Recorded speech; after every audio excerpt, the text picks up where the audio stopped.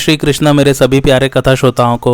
मेरा नाम है नमित अग्रवाल और स्वागत है आपका मेरे चैनल कथावाचक में। पिछली कथा में हम लोगों ने पढ़ा था कि अर्जुन का युद्ध हुआ था द्रोणाचार्य, भीष्म, अश्वत्थामा, कर्ण, दुर्योधन और कृपाचार्य के साथ, और उसके पश्चात उन्होंने उन सब पर विजय पाली थी और वो विराट नगर में वापस आ रहे थे। यह खबर जब राजा विराट को मिली तो युधिष्ठिर ने कहा कि बृहन्नला जिसका सारथी हो वह भला युद्ध में क्यों नहीं जीतेगा।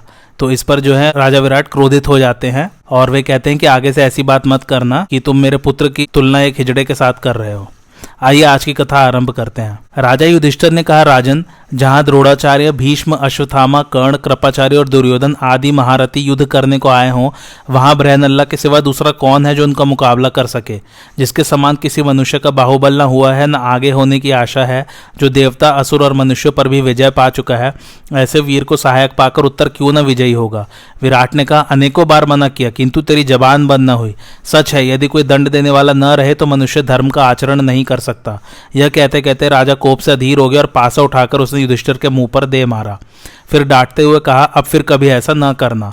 पासा जोर से लगा, युधिष्ठिर की नाक से रक्त निकलने लगा। उसकी बूंद पृथ्वी पर पड़ने के पहले ही युधिष्ठिर ने अपने दोनों हाथों में उसे रोक लिया और पास ही खड़ी हुई द्रौपदी की ओर देखा। द्रौपदी अपने पति का अभिप्राय समझ गई। वह जल से भरा हुआ एक सोने का कटोरा ले आई और उसमें वह सब रक्त उसने ले लिया। तदंतर राजकुमार उत्तर ने नगर में बड़ी प्रसन्नता के साथ प्रवेश किया। विराट नगर के स्त्री पुरुष तथा आसपास के प्रांत के लोग भी उसकी अगवानी में आए थे। सबने कुमार का स्वागत सत्कार किया। इसके बाद राजभवन के द्वार पर पहुंचकर उसने पिता के पास समाचार भेजा। द्वारपाल ने दरबार में जाकर विराट से कहा, महाराज, बृहन्नला के साथ राजकुमार उत्तर ड्योढ़ी पर खड़े हैं।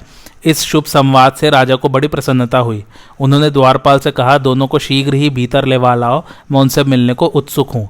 इसी समय युधिष्ठिर ने द्वारपाल के कानों में धीरे से जाकर कहा, पहले सिर्फ उत्तर को यहाँ ले आना, बृहन्नला को नहीं, क्योंकि उसने यह प्रतिज्ञा कर रखी है कि जो संग्राम के सिवा कहीं अन्यत्र मेरे शरीर में घाव कर देगा या रक्त निकाल देगा, उसका प्राण ले लूंगा। मेरे बदन में रक्त देखकर वह क्रोध में भर जाएगा और उस दशा में वह विराट को उनकी सेना सवारी तथा मंत्रियों सहित मार डालेगा। तत्पश्चात पहले उत्तर ने ही सभा भवन में प्रवेश किया। आते ही पिता के चरणों में सिर झुकाया, फिर कंक को भी प्रणाम किया। उसने देखा कंक जी की नासिका से रक्त बह रहा है और वे एकांत में भूमि पर बैठे हुए हैं, साथ ही सैरंध्री उनकी सेवा में उपस्थित है। तब उसने बड़ी उतावली के साथ अपने पिता से पूछा, राजन, इन्हें किसने मार दिया, किसने यह पाप कर डाला। विराट ने कहा, मैंने ही इसे मारा है। यह बड़ा कुटिल है, इसका जितना आदर किया जाता है उतने के योग्य कदापि नहीं है। देखो ना, जब तुम्हारे शौर्य की प्रशंसा की जाती है उस समय यह उस हिजड़े की तारीफ करने लगता है। उत्तर बोला, महाराज, आपने बहुत बुरा काम किया, इन्हें जल्दी प्रसन्न कीजिए, नहीं तो ब्राह्मण का क्रोध आपको समूल नष्ट कर देगा। बेटे की बात सुनकर राजा विराट ने कुंती नंदन युधिष्ठिर से क्षमा याचना की। राजा को क्षमा मांगते देख युधिष्ठिर बोले, राजन, क्षमा का व्रत तो मैंने चिरकाल से ले रखा है, मुझे क्रोध आता ही नहीं। मेरी नाक से निकला हुआ यह रक्त यदि पृथ्वी पर गिर पड़ता तो उसमें कोई संदेह नहीं कि राज्य के साथ ही तुम्हारा विनाश हो जाता, इसलिए रक्त को मैंने गिरने नहीं दिया था। जब युधिष्ठिर का लहू निकलना बंद हो गया तब बृहन्नला ने भी भीतर पहुंचकर विराट और कंक को प्रणाम किया। विराट ने अर्जुन के सामने ही उत्तर की प्रशंसा शुरू की। कैकेयी नंदन, तुम्हें पाकर आज मैं वास्तव में पुत्रवान हूँ। तुम्हारे जैसा पुत्र न तो मेरे हुआ और न होने की संभावना है। बेटा, जो एक साथ 1000 निशाना मारने में भी कभी नहीं चूकता, उस कर्ण के साथ इस जगत में जिनकी बराबरी करने वाला कोई है ही नहीं, उन भीष्म जी के साथ तथा कौरवों के आचार्य द्रोण, अश्वत्थामा और योद्धाओं को कपा देने वाले कृपाचार्य के साथ तुमने कैसे मुकाबला किया, तथा दुर्योधन के साथ भी तुम्हारा किस प्रकार युद्ध हुआ, यह सब मैं सुनना चाहता हूँ। उत्तर ने कहा, महाराज, यह मेरी विजय नहीं है, यह सब काम एक देव कुमार ने किया है। मैं तो डरकर भागा आ रहा था, किंतु उस देव पुत्र ने मुझे लौटाया और स्वयं ही उसने रथ पर बैठकर गायों को जीता और कौरवों को हराया है। उसी ने कृपाचार्य, द्रोणाचार्य, भीष्म, अश्वत्थामा, कर्ण और दुर्योधन इन 6 महारथियों को बाण मारकर रणभूमि से भगाया है। उसी ने उनकी सारी सेना को हराकर हंसते हंसते उनके वस्त्र भी छीन लिए। विराट बोले, वह महाभाऊ वीर देवपुत्र कहाँ है, मैं उसे देखना चाहता हूँ। उत्तर ने कहा, वह तो वहीं अंतर्धान हो गया, कल परसों तक यहाँ प्रकट होकर दर्शन देगा। तदंतर इसके तीसरे दिन 5 महारथी पांडवों ने स्नान करके श्वेत वस्त्र धारण किए और राजोचित आभूषणों से भूषित हो युधिष्ठिर को आगे करके सभा भवन में प्रवेश किया। सभा में पहुंचकर वे राजाओं के योग्य आसन पर विराजमान हो गए। इसके बाद राजकार्य देखने के लिए स्वयं राजा विराट वहां पधारे। अग्नि के समान तेजस्वी पांडवों को राजासन पर बैठे देख राजा को बड़ा क्रोध हुआ। फिर थोड़ी देर तक मन ही मन विचार करके उसने कंक से कहा, तुम तो पासा खेलने वाले हो, सभा में पासा बिछाने के लिए मैंने तुम्हें नियुक्त किया था। आज इस प्रकार बन ठनकर सिंहासन पर कैसे बैठ गए? राजा ने यह वाक्य परिहास के भाव से कहा था। तब सभी पांडवों ने अपने बारे में संपूर्ण बात राजा विराट को बता दी तथा विराट ने भी अपने पिछले दिन के व्यवहार के लिए सभी पांडवों से क्षमा मांगी। राजा विराट ने कहा, उत्तर, युद्ध में मैं भी शत्रु के फंदे में फंस गया था। उस समय भीमसेन ने ही मुझे छुड़ाया और गायों को भी जीता है। राजा विराट ने कहा, उत्तर, अब हमें पांडवों को प्रसन्न करने का शुभ अवसर प्राप्त हुआ है। तुम्हारी राय हो तो मैं अर्जुन से कुमारी उत्तरा का ब्याह कर दूं। उत्तर बोला, पांडव लोग सर्वथा श्रेष्ठ, पूजनीय और सम्मान के योग्य हैं तथा इसके लिए हमें मौका भी मिल गया है, इसलिए आप इनका सत्कार अवश्य करें। विराट के ऐसा कहने पर युधिष्ठिर ने अर्जुन की ओर देखा। तब अर्जुन ने मत्स्य राज को इस प्रकार उत्तर दिया, राजन, मैं आपकी कन्या को अपनी पुत्र वधू के रूप में स्वीकार करता हूँ। मत्स्य और भरत वंश का यह संबंध उचित ही है। अर्जुन की बात सुनकर राजा विराट ने कहा, पांडव श्रेष्ठ, मैं स्वयं तुम्हें अपनी कन्या दे रहा हूँ, फिर तुम उसे अपनी पत्नी के रूप में क्यों नहीं स्वीकार करते? अर्जुन ने कहा, राजन, मैं बहुत काल तक आपके रनिवास में रहा हूँ और आपकी कन्या को एकांत में तथा सबके सामने पुत्री भाव से ही देखता आया हूँ। उसने भी मुझ पर पिता की भांति ही विश्वास किया है। मैं नाचता था और संगीत का जानकार भी हूँ, इसलिए वह मुझसे प्रेम तो बहुत करती है, परंतु सदा मुझे गुरु ही मानती आई है। वह वयस्क हो गई और उसके साथ 1 वर्ष तक मुझे रहना पड़ा है। इस कारण तुम्हें या और किसी को हम पर कोई अनुचित संदेह न हो, इसलिए उसे मैं अपनी पुत्र वधू के रूप में ही वर्ण करता हूँ। ऐसा करके ही मैं शुद्ध, जितेंद्रिय तथा मन को वश में रखने वाला हो सकूंगा और इससे आपकी कन्या का चरित्र भी शुद्ध समझा जाएगा। मैं निंदा और मिथ्या कलंक से डरता हूँ, इसलिए उत्तरा को पुत्र वधू के ही रूप में ग्रहण करूंगा। मेरा पुत्र भी देव कुमार के समान है। वह भगवान श्री कृष्ण का भांजा है। वे उस पर बहुत प्रेम रखते हैं। उसका नाम है अभिमन्यु। वह सब प्रकार के अस्त्र विद्या में निपुण है। तुम्हारी कन्या का पति होने के सर्वथा योग्य है। विराट ने कहा, पार्थ, तुम कौरवों में श्रेष्ठ और कुंती के पुत्र हो। तुम्हें धर्माधर्म का इतना विचार होना उचित ही है। तुम सदा धर्म में तत्पर रहने वाले और ज्ञानी हो। अब इसके बाद का जो कुछ कर्तव्य हो उसे पूर्ण करो। जब अर्जुन मेरा संबंधी हो रहा है तो मेरी कौन सी कामना अपूर्ण रह गई? विराट के ऐसा कहने पर अवसर देखकर राजा युधिष्ठिर ने भी इन दोनों की बातों का अनुमोदन किया। फिर विराट और युधिष्ठिर ने अपने अपने मित्रों के यहाँ तथा भगवान श्री कृष्ण के पास दूत भेजा। अब 13वां वर्ष बीत चुका था, इसलिए पांडव विराट के उपलव्य नामक स्थान में जाकर रहने लगे। अभिमन्यु, श्री कृष्ण तथा अन्य दाशार वंशियों को बुलाया गया। काशीराज और शैब्य ये एक एक अक्षौहिणी सेना लेकर युधिष्ठिर के यहाँ प्रसन्नता पूर्वक पधारे। राजा द्रुपद भी एक अक्षौहिणी सेना के साथ आए। उनके साथ शिखंडी और धृष्टद्युम्न भी थे। इसके सिवा और भी बहुत से नरेश अक्षौहिणी सेना के साथ वहां पधारे। राजा विराट ने यथोचित सत्कार किया और सबको उत्तम स्थानों पर ठहराया। राजा विराट के घर शंख, भेरी और गोमुख आदि भांति भांति के बाजे बजने लगे। अंतपुर की सुंदरी स्त्रियां नाना प्रकार के आभूषण और वस्त्रों से सज धज कर कानों में मणिमय कुंडल पहने रानी सुदेशना को आगे करके महारानी द्रौपदी के यहाँ चली। वे राजकुमारी उत्तरा का सुंदर श्रृंगार करके उसे सब ओर से घेरे हुए चल रही थी। द्रौपदी के पास पहुंचकर उसके रूप, संपत्ति और शोभा के सामने सब फीकी पड़ गई। अर्जुन ने सुभद्रा नंदन अभिमन्यु के लिए सुंदरी विराट कुमारी को स्वीकार किया। उस समय वहां इंद्र के समान वेशभूषा धारण किए राजा युधिष्ठिर भी खड़े थे। उन्होंने भी उत्तरा को पुत्रवधू के रूप में अंगीकार किया। तदंतर भगवान श्री कृष्ण के सामने अभिमन्यु और उत्तरा का विवाह हुआ। विवाह काल में विराट ने प्रज्वलित अग्नि में विधिवत हवन करके ब्राह्मणों का सत्कार किया और दहेज में वर पक्ष को वायु के समान वेग वाले 7000 घोड़े, 200 हाथी तथा बहुत सा धन दिया। साथ ही राजपाट, सेना और खजाने सहित अपने को भी सेवा में समर्पण किया।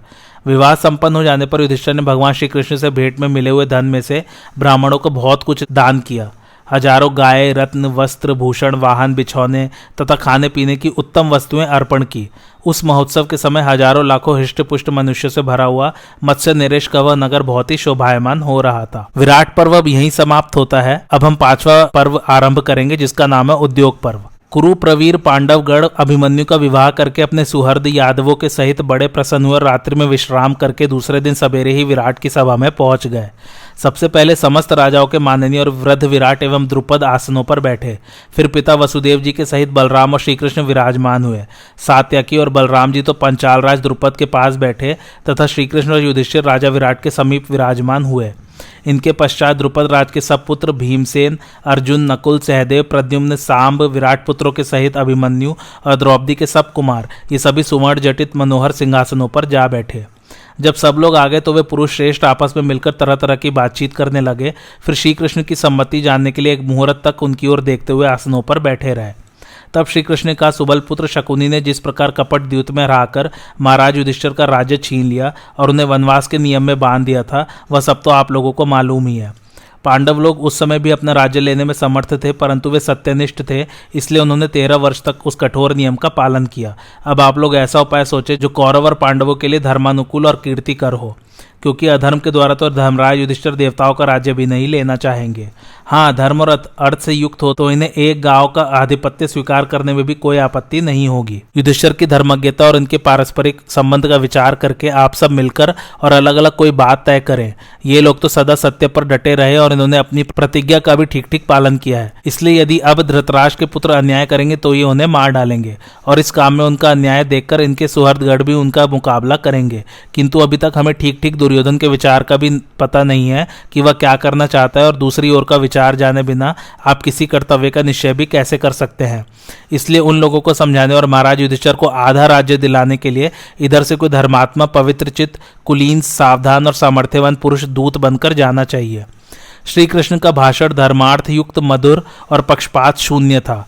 बलराम जी ने उनकी बड़ी प्रशंसा की और फिर इस प्रकार कहना आरंभ किया, आपने श्री कृष्ण का धर्म और अर्थ के अनुकूल भाषण सुना। वह जैसा धर्मराज के लिए हितकर है वैसा ही कुरुराज दुर्योधन के लिए भी है। वीर कुंती पुत्र आधा राज्य कौरवों के लिए छोड़कर शेष आधे के लिए ही प्रयत्न करना चाहते हैं। अतः यदि दुर्योधन आधा राज्य दे दे तो वह बड़े आनंद में रह सकता है। इस पर राजा द्रुपद ने कहा, महाभाव, दुर्योधन शांति से राज्य नहीं देगा। पुत्र के मोहवश धृतराष्ट्र भी उसी का अनुवर्तन करेंगे तथा भीष्म द्रोण दीनता के कारण और कर्ण एवं शकुनी मूर्खता से उसी की सी कहेंगे। दुर्योधन के सामने मीठे वचन तो किसी प्रकार नहीं बोलने चाहिए। मेरा ऐसा विचार है कि वह दुष्ट मीठी बातों से काबू में आने वाला नहीं है। दुष्ट लोग मृदुभाषी को शक्तिहीन समझते हैं। वे जहां नमी देखते हैं वहीं अपना मतलब सदा हुआ समझ लेते हैं। हम यह भी करेंगे, पर साथ ही दूसरा उद्योग भी आरंभ करें। हमें अपने मित्रों के पास दूत भेजने चाहिए जिससे वे हमारे लिए अपनी सेना तैयार रखें। शल्य, धृष्टकेतु, जयसेन और केकयराज, इन सभी के पास शीघ्रगामी दूत भेजने चाहिए। दुर्योधन भी निश्चय ही सब राजाओं के पास दूत भेजेगा और वे जिसके द्वारा पहले आमंत्रित होंगे पहले उसी को सहायता के लिए वचन दे देंगे। इसलिए राजाओं के पास पहले हमारा निमंत्रण पहुंचे, इसके लिए शीघ्रता करनी चाहिए। मैं तो समझता हूँ हमें बहुत बड़े काम का भार उठाना है। ये मेरे पुरोहित जी बड़े विद्वान ब्राह्मण हैं, इन्हें अपना संदेश देकर राजा धृतराष्ट्र के पास भेजिए। दुर्योधन, भीष्म, धृतराष्ट्र और द्रोणाचार्य, इनसे अलग अलग जो कुछ कहलाना हो वह इन्हें समझा दीजिए। श्री कृष्ण बोले, महाराज द्रुपद ने बहुत ठीक बात कही है। इनकी सम्मति अतुलित तेजस्वी महाराज युधिष्ठिर के कार्य को सिद्ध करने वाली है।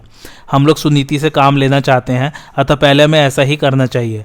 जो पुरुष विपरीत आचरण करता है वह तो महामूर्ख है। आयु और शास्त्र ज्ञान की दृष्टि से आप ही हम सब में बड़े हैं, हम सब तो आपके शिष्यवत हैं। अतः राजा धृतराष्ट्र के पास आप ही ऐसा संदेश भिजवाइए जो पांडवों की कार्य सिद्धि करने वाला हो। आप उन्हें जो संदेश भिजवाएंगे वह हम सबको भी अवश्य मान्य होगा। यदि कुरुराज धृतराष्ट्र ने न्यायपूर्वक संधि कर ली तो फिर कौरव पांडवों का भीषण संहार नहीं होगा, और यदि मोहवश अभिमान के कारण दुर्योधन ने संधि करना स्वीकार न किया तो वह गांडीव धनुर्धर अर्जुन के कुपित होने पर अपने सलाहकार और सगे संबंधियों के सहित नष्ट भ्रष्ट हो जाएगा। इसके पश्चात राजा विराट ने श्रीकृष्ण का सत्कार करके उन्हें बंधु बांधवों सहित विदा किया। भगवान के द्वारका चले जाने पर युधिष्ठिर आदि पांचों भाई और राजा विराट युद्ध की सब तैयारियां करने लगे। राजा विराट, द्रुपद और उनके संबंधियों ने सब राजाओं के पास पांडवों को सहायता देने के लिए संदेश भेजे, और वे सभी नरपतिगण कुरुश्रेष्ठ पांडवों का तथा विराट और द्रुपद का निमंत्रण पाकर बड़ी प्रसन्नता से आने लगे। पांडवों के यहाँ सेना इकट्ठी हो रही है, यह समाचार पाकर धृतराष्ट्र के पुत्र भी राजाओं को एकत्रित करने लगे। उस समय कौरव और पांडवों की सहायता के लिए आने वाले राजाओं से सारी पृथ्वी व्याप्त हो गई। राजा द्रुपद ने अपने पुरोहित से कहा, पुरोहित जी, मेरे विचार से आप सिद्धांत वेत्ताओं में प्रमुख हैं। आपका कुल भी बहुत श्रेष्ठ है तथा आयु और शास्त्र ज्ञान की दृष्टि से भी आप ज्येष्ठ ही हैं। आपकी बुद्धि शुक्राचार्य और बृहस्पति जी के समान है। आप धृतराष्ट्र को धर्मयुक्त बातें सुनाकर उनके वीरों का चित्त अवश्य बदल दे सकते हैं। विदुर जी भी आपके वचनों का समर्थन करेंगे। आप भीष्म, द्रोण और कृप आदि में मतभेद पैदा कर सकेंगे। इस प्रकार जब उनके मंत्रियों में मतभेद हो जाएगा और योद्धा लोग उनके विरुद्ध हो जाएंगे तो कौरव लोग तो उन्हें एकमत करने में लग जाएंगे और पांडव लोग उस बीच में सुभीते से सैन्य संगठन और धन संचय कर लेंगे। आप अधिक समय लगाने का प्रयत्न करें, क्योंकि आपके रहते हुए वे सैन्य एकत्रित करने का काम नहीं कर सकेंगे। ऐसा भी संभव है कि आपकी संगति से धृतराष्ट्र आपकी धर्मानुकूल बात मान ले। अतः आप युधिष्ठिर की कार्य सिद्धि के लिए पुष्य नक्षत्र और विजय मुहूर्त में प्रस्थान करें। द्रुपद के इस प्रकार समझाने पर उनके सदाचार संपन्न और अर्थनीति विशारद पुरोहित पांडवों का हित करने के उद्देश्य से अपने शिष्यों सहित हस्तिनापुर को चल दिए। हस्तिनापुर की ओर पुरोहित को भेजकर फिर पांडवों ने जहां तहां राजाओं के पास दूत भेजे। इसके पश्चात श्री कृष्ण चंद्र को निमंत्रित करने के लिए स्वयं स्वयं कुंती नंदन अर्जुन द्वारका को गए। दुर्योधन को भी अपने गुप्तचरों द्वारा पांडवों की सब चेष्टाओं का पता लग गया। उसे जब मालूम हुआ कि श्री कृष्ण विराट नगर से द्वारका जा रहे हैं तो थोड़ी सी सेना के साथ वहां पहुंच गया। उसी दिन पांडु कुमार अर्जुन भी पहुंचे। वहां पहुंचने पर उन दोनों वीरों ने श्री कृष्ण को सोते पाया। तब दुर्योधन शयनागार में जाकर उनके सिरहाने की ओर एक उत्तम सिंहासन पर बैठ गया। उसके पीछे अर्जुन ने प्रवेश किया। वे बड़ी नम्रता से हाथ जोड़े श्री कृष्ण के चरणों की ओर खड़े रहे। जागने पर भगवान की दृष्टि पहले अर्जुन पर ही पड़ी। फिर उन्होंने उन दोनों का ही स्वागत सत्कार कर उनसे आने का कारण पूछा। तब दुर्योधन ने हंसते हुए कहा, पांडवों के साथ हमारा जो युद्ध होने वाला है उसमें आपको हमारी सहायता करनी होगी। आपकी तो जैसी अर्जुन से मित्रता है वैसी ही मुझसे भी है तथा हम दोनों से एक सा ही संबंध भी है। और आज आया भी पहले मैं ही हूँ। सत्पुरुष उसी का साथ दिया करते हैं जो पहले आता है। अतः आप भी सत्पुरुषों के आचरण का ही अनुसरण करें। श्री कृष्ण ने कहा, आप पहले आए हैं इसमें तो संदेह नहीं, किंतु मैंने पहले देखा अर्जुन को है। अतः आप पहले आए हैं और अर्जुन को मैंने पहले देखा है, इसलिए मैं दोनों की ही सहायता करूंगा। मेरे पास 1 अरब गोप है। वे मेरे ही समान बलिष्ठ और सभी संग्राम में जूझने वाले हैं। उनका नाम नारायण है। एक ओर तो वे दुर्जय सैनिक रहेंगे और दूसरी ओर मैं स्वयं रहूंगा, किंतु मैं न तो युद्ध करूंगा और न शस्त्र ही धारण करूंगा। अर्जुन, धर्मानुसार पहले तुम्हें चुनने का अधिकार है, क्योंकि तुम छोटे हो, इसलिए दोनों में से तुम्हें जिसे लेना हो उसे ले लो। श्री कृष्ण के ऐसा कहने पर अर्जुन ने उन्हीं को लेने की इच्छा प्रकट की। जब अर्जुन ने स्वेच्छा से मनुष्य रूप में अवतीर्ण शत्रु दमन श्री नारायण को लेना स्वीकार किया तो दुर्योधन उनकी सारी सेना ले ली। इसके पश्चात वह महाबली बलराम जी के पास गया और उन्हें अपने आने का सारा समाचार सुनाया। तब बलदेव जी ने कहा, पुरुष श्रेष्ठ, मैं श्री कृष्ण के बिना एक क्षण भी नहीं रह सकता। अतः उनका रुख देखकर मैंने यह निश्चय कर लिया कि मैं न तो अर्जुन की सहायता करूंगा और न तुम्हारे साथ ही रहूंगा। बलराम जी के ऐसा कहने पर दुर्योधन ने उनका आलिंगन किया और यह समझकर कि नारायणी सेना लेकर मैंने श्री कृष्ण को ठग लिया है, उसने अपनी ही जीत पक्की समझी। इसके पश्चात वह कृतवर्मा के पास आया। कृतवर्मा ने उसे एक अक्षौहिणी सेना दी। उस सारी सेना के सहित दुर्योधन हर्ष से फूला फूला वहां से चल दिया। इधर जब दुर्योधन श्री कृष्ण के महल से चला गया तो भगवान ने अर्जुन से पूछा, अर्जुन, मैं तो लड़ूंगा नहीं, फिर तुमने क्या समझकर मुझे मांगा? अर्जुन ने कहा, भगवान, मेरे मन में सदा से यह विचार रहता है कि आपको अपना सारथी बनाऊं। इस विचार में मेरी कई रात्रियां निकल गई है, आप इसे पूरा करने की कृपा करें।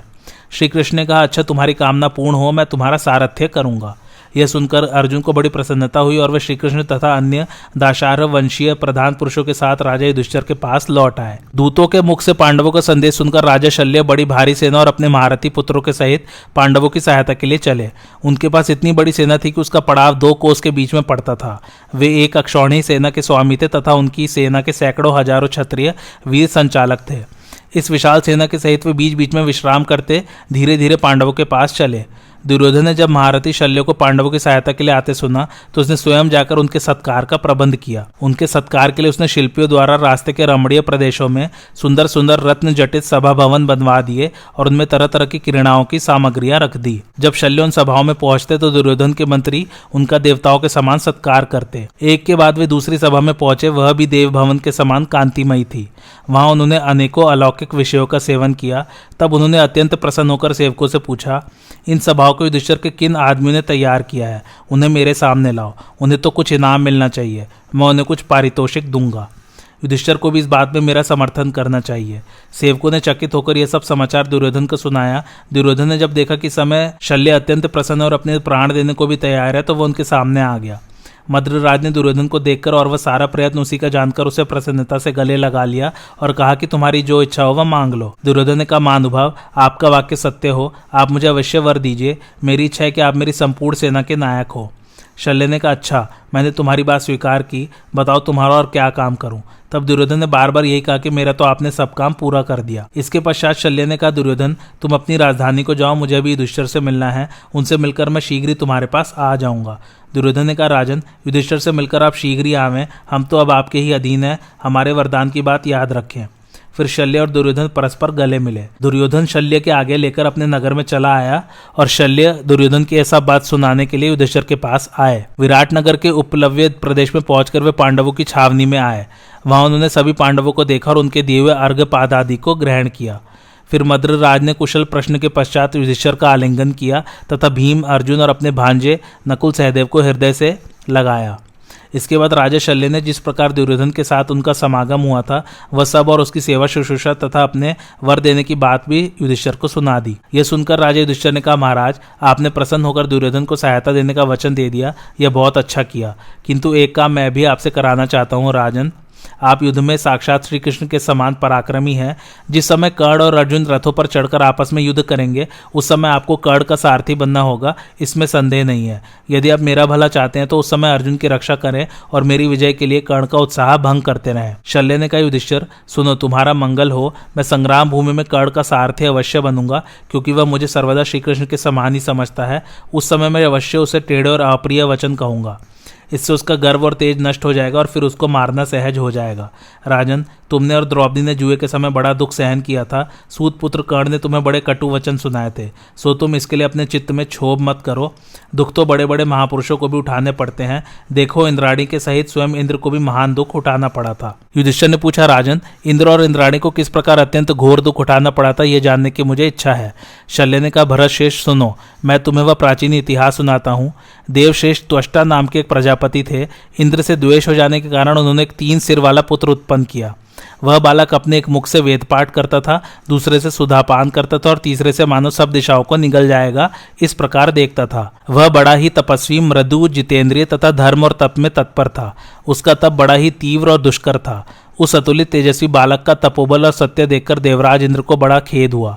उन्होंने सोचा कि यह इस तपस्या के प्रभाव से इंद्र न हो जाए, अतः किस प्रकार इस भीषण तपस्या को छोड़कर भोगों में आसक्त हो। इसी प्रकार बहुत सोच विचार कर उन्होंने उसे फंसाने के लिए अप्सराओं को आज्ञा दी।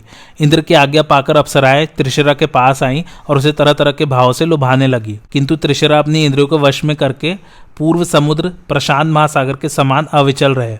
अंत में बहुत प्रयत्न करके अप्सराएं इंद्र के पास लौट आई और उनसे हाथ जोड़कर कहने लगी, महाराज, त्रिशिरा बड़ा ही दुर्धर्ष है, उसे धैर्य से डिगाना संभव नहीं है। अब और जो कुछ करना चाहे वह करें। इंद्र ने अप्सराओं को तो सत्कार पूर्वक विदा कर दिया और वह स्वयं यह विचार किया कि आज मैं उस पर वज्र छोड़ूंगा जिससे वह तुरंत ही नष्ट हो जाएगा। ऐसा निश्चय कर उन्होंने क्रोध में भरकर त्रिशिरा पर अपने भीषण वज्र का प्रहार किया। उसके लगते ही वह विशाल पर्वत शिखर के समान मरकर पृथ्वी पर गिर पड़ा। इससे इंद्र प्रसन्न और निर्भय होकर स्वर्गलोक को चले गए।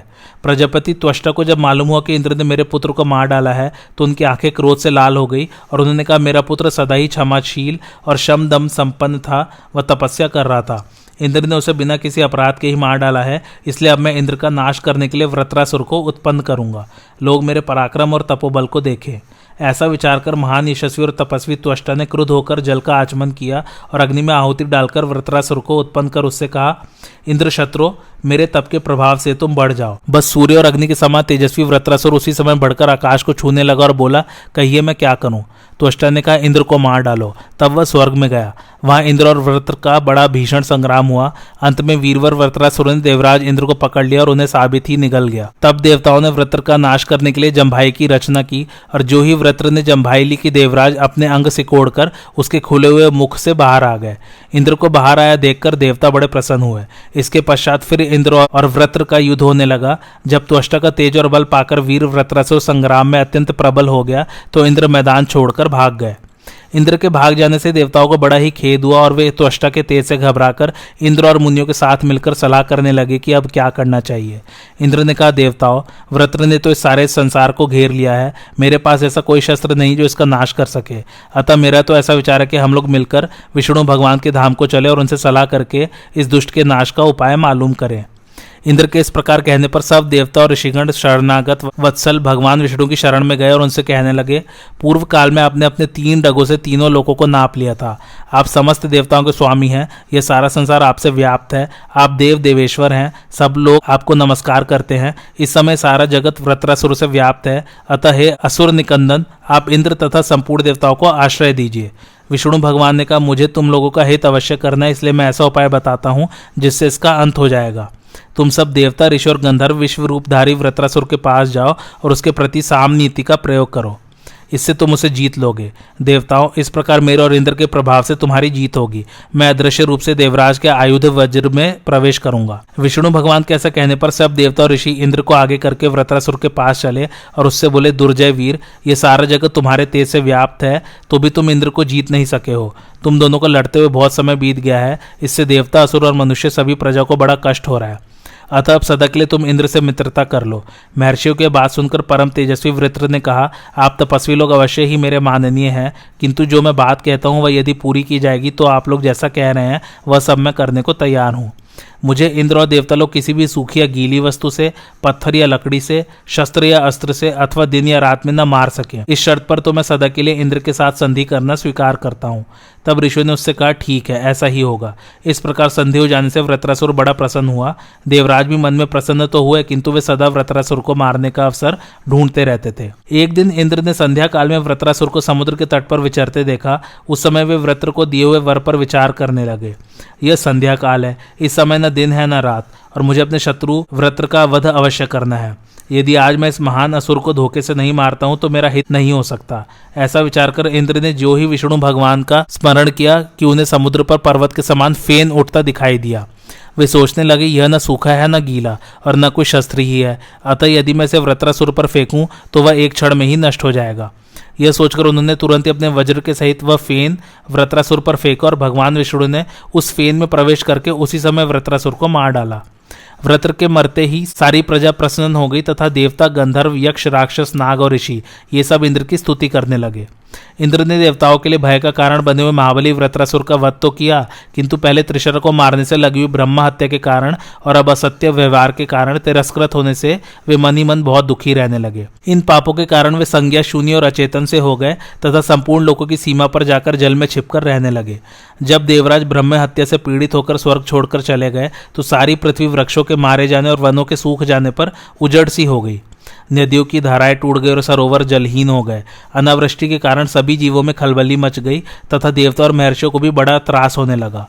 कोई राजा न रहने से सारा जगत उपद्रवों से पीड़ित रहने लगा। तब देवताओं को भी भय हुआ कि अब हमारा राजा कौन हो, क्योंकि देवताओं में से तो किसी का भी मन राज्य का भार संभालने के लिए होता नहीं था। राजा शल्य कहते हैं, युधिष्ठिर, तब सब देवता और ऋषियों ने कहा कि इस समय राजा नहुष बड़ा प्रतापी है, उसी को देवताओं के राजपद पर अभिषिक्त करो।